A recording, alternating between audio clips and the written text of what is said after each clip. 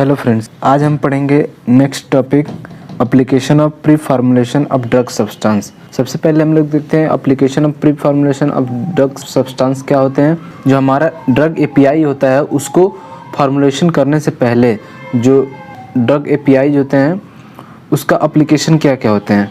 सबसे पहला होता है स्टेबिलिटी एनालिसिस। स्टेबिलिटी एनालिसिस क्या होता है?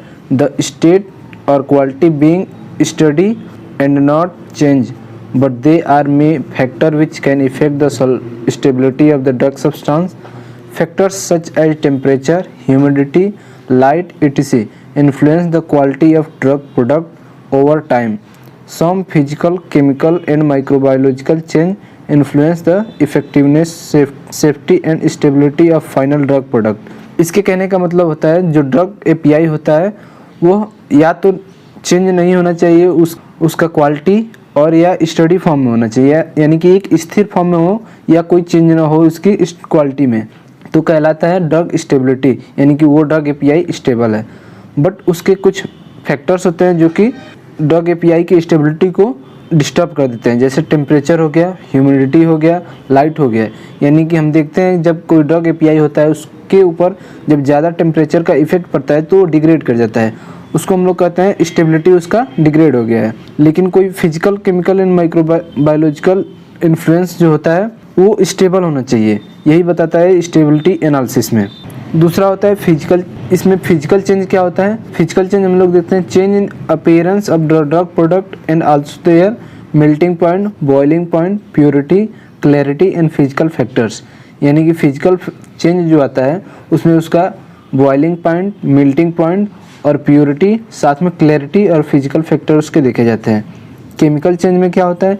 डिग्रेडेशन ऑफ ड्रग सब्सटेंस, जैसे इसमें ऑक्सीडेशन हो जाए, हाइड्रोलिसिस होता है, ये सारी केमिकल चेंज के अंदर आते हैं। माइक्रोबियल चेंज क्या होता है? Drug substance can decompose due to microorganism, यानी कि जो ड्रग एपीआई होता है माइक्रो ऑर्गेनिज्म के प्रेजेंस में अगर डिग्रेड हो रहा है तो माइक्रोबियल चेंज के अंदर आता है।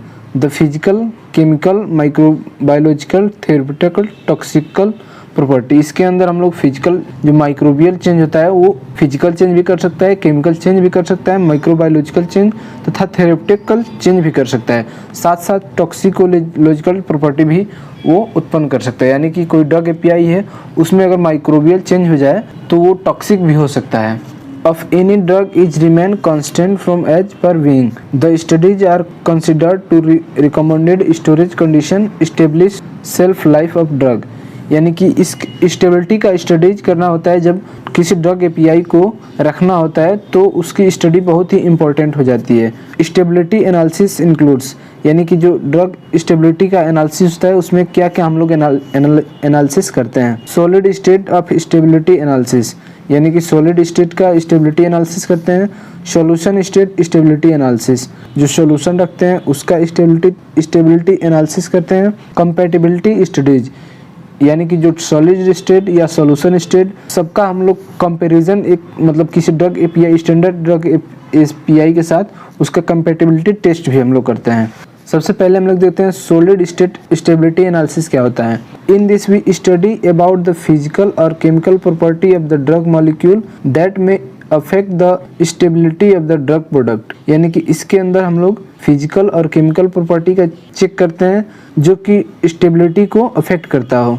In this we study about solid dosage form, इसके अंदर हम लोग सॉलिड डोजेज फॉर्म का स्टडी करते हैं।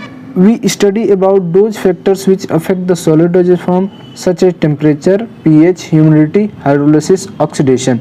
इसके अंदर हम लोग जो सॉलिड डोजेज फॉर्म के ऊपर अफेक्ट करने वाले फैक्टर्स होते हैं, जैसे टेम्परेचर होता है, पीएच होता है, ह्यूमिडिटी होता है, हाइड्रोलिसिस होता है या ऑक्सीडेशन होता है, उसके बारे में हम लोग डिटेल से स्टडी करते हैं।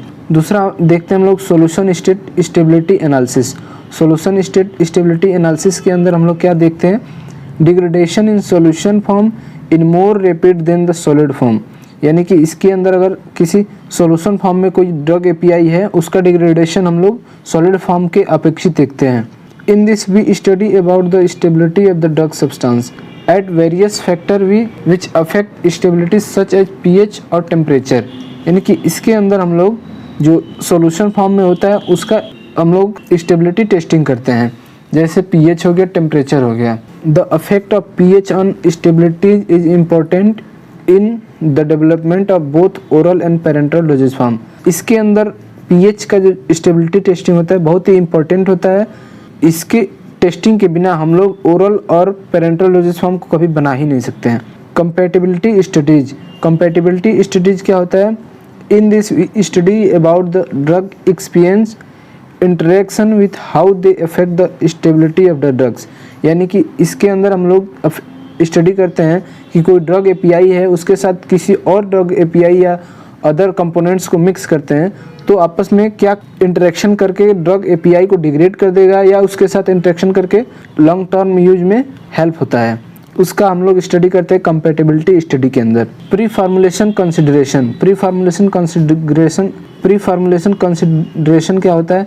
इन डेवलपमेंट ऑफ डोजेस फॉर्म, यानी कि डोजेस फॉर्म को डेवलप करते समय before development of dosage form we have to classified pre formulation studies mostly use in solid dosage form.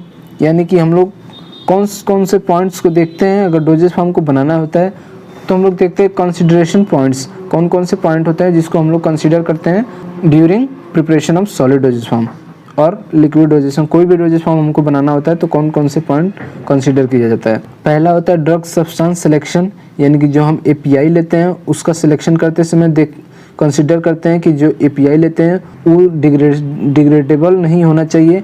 Identity of API, drug API जो हम लेते हैं उसका आइडेंटिटी होना चाहिए कि हम कौन सा ड्रग एपीआई यूज कर रहे हैं। Selection of other formulation compound, जो अदर फार्मुलेशन कंपाउंड लेते हैं उसका आइडेंटिटी होना चाहिए। मैन्युफैक्चरिंग प्रोसेस, उस ड्रग को बनाने में कौन सा हम मैन्युफैक्चरिंग प्रोसेस यूज कर रहे हैं उसका आइडेंटिटी होनी चाहिए। Most appropriate container closure system, drug API drug बनाते समय कंटेनर क्लोजर सिस्टम का यूज करते हैं। एनालिटिक मेथड, एक प्रॉपर एनालिटिक मेथड होना चाहिए। टॉक्सिकोलॉजी स्टडी, और जो ड्रग बन जा रहा है तो उसके टॉक्सिसिटी स्टडी हम लोग को करना चाहिए। प्रॉपर्टीज इसके क्या क्या होते हैं? Physical and chemical, organoleptic, purity, particle size, shape, solubility profile, flow property, stability of the drug substance. यानी कि ये सारे प्रॉपर्टीज होने चाहिए जो हम ड्रग एपीआई को यूज कर रहे हैं for the manufacturing of drug, ये सारे प्रॉपर्टीज को फॉलो करने चाहिए। सम टेक्निक्स, कौन से टेक्निक्स होते हैं जिससे हम लोग स्टेबिलिटी स्टडी मेंटेन कर सकते हैं?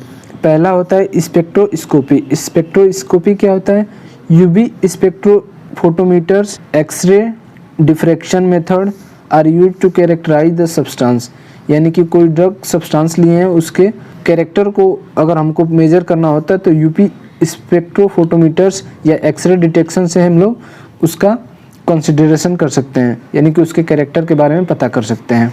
दूसरा होता है माइक्रोस्कोपी। माइक्रोस्कोपी क्या होता है?